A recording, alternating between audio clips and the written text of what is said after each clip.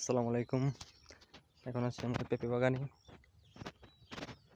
এখানে আছে আপনার 1000 চারা লাগানো আছে এই দুইটি প্লটে।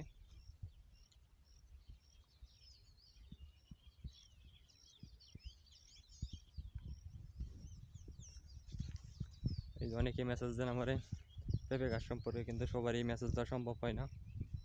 এই পড়ালেখা থাকে, একটা চাপ থাকে পড়ালেখার সাথে, আবার আমার পেঁপে গাছে কিছু কাজ থাকে, আবার গরু ছাগল কিছু আছে, আবার এই যে বিলের মাছ টুছ ইত্যাদি পুকুর টুকুরে মাছের খাবার দিতে হয়, এসব নিয়ে ব্যস্ত থাকার কারণে সবারই মেসেজ দেওয়া সম্ভব, রিপ্লাই দেওয়া সম্ভব হয় না।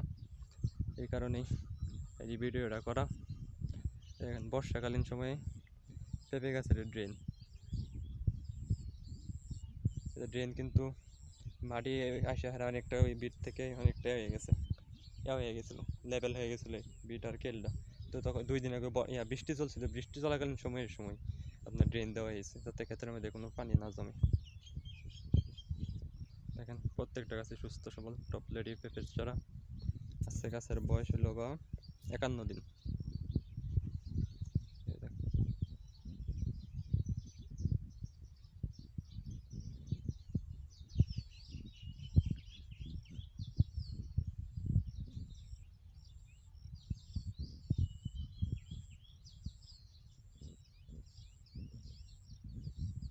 বর্ষাকালের সময় যদি পেঁপে গাছের ড্রেন সঠিক মতো না দেওয়া হয়, তাহলে পেঁপে গাছ বাঁচানো সম্ভব হবে না। কারণ জলাবদ্ধতা হলে পেঁপে গাছ একটুতেই মারা যাবে, গোড়া পচে।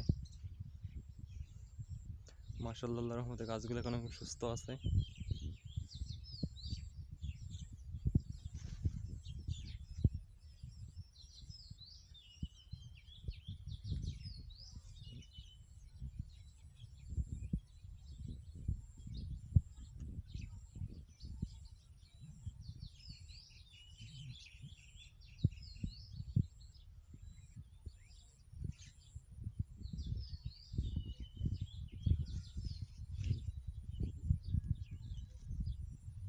প্রত্যেকটা ড্রেনই পরিষ্কার।